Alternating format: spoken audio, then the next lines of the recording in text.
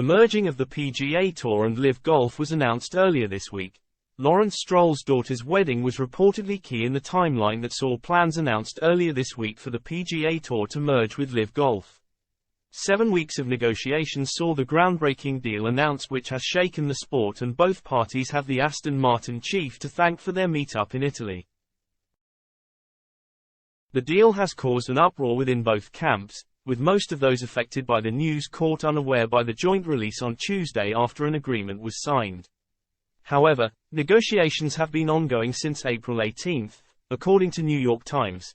Jimmy Dunne of the PGA Tour is said to have reached out to Yasir Al-Rumayyan via WhatsApp that day, taking an informal tone when asking to arrange a call and, hopefully, a meeting further down the line.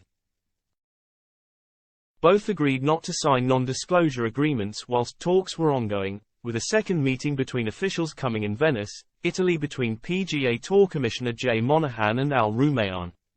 The latter was in the area to attend Stroll's daughter's wedding and agreed to meet with Monahan at a nearby golf course.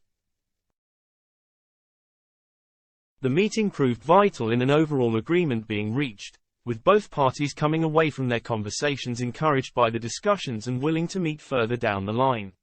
Additional meetings are then said to have taken place over the phone and also in San Francisco and New York before a full agreement was reached. A deal was then signed on May 30 at a Four Seasons hotel before an announcement was drafted and released at a later date. The news came as a surprise to plenty of golfers, with those in the PGA Tour feeling betrayed by the agreement given that they had resisted the lucrative offers to jump ship and join the Saudi-backed LIV Golf. Xander Schauffele is among those to be unhappy with the news, given that he has made it no secret that he was offered the opportunity to move over. He told The Times, "What does loyalty mean these days? I don't quite know. From a long-term perspective, more money being dumped into the game again is a good thing.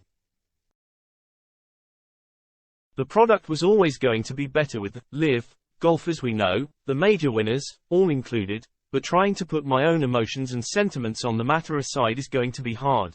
Yeah, I guess, betrayal would be the charged word. Irony comes to mind as well. From the messages I've had, everybody is taking it a bit personally, which is fair, to an extent. I was definitely left in the dark, like most guys, which is frustrating from the transparency side. I thought we were making some headway in that department, but obviously not, because there wasn't a whole lot of trust in the first place.